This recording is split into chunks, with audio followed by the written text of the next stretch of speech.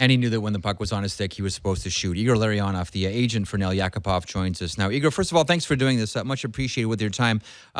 Just so we're all on the same page, it is true that your client has asked for a trade from the Edmonton Oilers.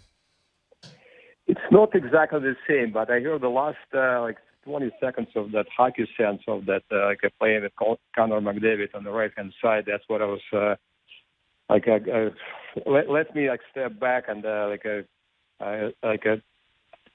agree what's been said a few seconds ago. So that's what I'm trying to help this young man to be in the right place with the right players for the last 4 years, actually 4 years. Yeah.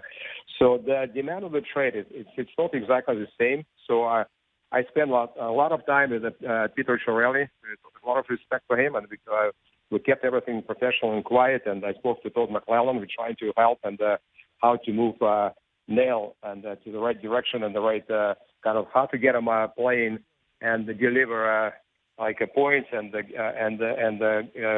be solid and a consistent level every single game. So, and that kind of was a conversation before deadline. So we're trying to see what's available for him to get a fresh start. So, and to talk about that. So Nail loves the city of Edmonton. He loves the fans, and obviously he would like to stay there. But I guess at some point, he needs some fresh start and and fresh air to move on.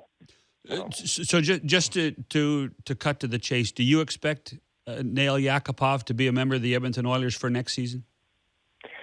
Well, you know what? It's not in my hands, but I guess it's been in talk before deadline. So they're trying to find a spot. They're trying to find a new team, and I asked for permission to talk to a couple of other teams, and I did actually talk, and we've been talking, and a few other teams kind of show some interest, and I guess the last say goes to Edmonton. So now it's obviously Nail would like to stay, and once again, he said from the beginning, so he wants to play there, he wants to finish his career there, and it's all up to management. So, but at the same time, you want to keep the player happy in the right spot because been 5 coaches, and as he said on the interview, and all different ideas, and for the young man, it's a little bit too much. So, and obviously, he needs to be guided by the skilled center. So that's very important to the young player to play with somebody who can deliver the pucks and obviously use his strength. And Nail in his side, so he's a good boy, he's a good kid, and he's hardworking, and he'll also going to get it back on his defensive play. So that's it's a win-win situation when you put a player like that with a smart playmaking center. How many teams did you talk to, Igor, and how many expressed interest? How many teams? Well, it's I would say about maybe 6 to 7 teams we talk about it, and but once again, so at the end of the day, so Edmonton has to make a decision and who they're going to get in return. So that's it's out of my hand, and obviously you're trying to get Nail, to be be happy and to play and score some goals and enjoy the game. So because he's been enjoying really very much after after deadline. So and hopefully we kind of postpone that kind of conversation. I mean talking about that until the summertime when the summer starts and the draft.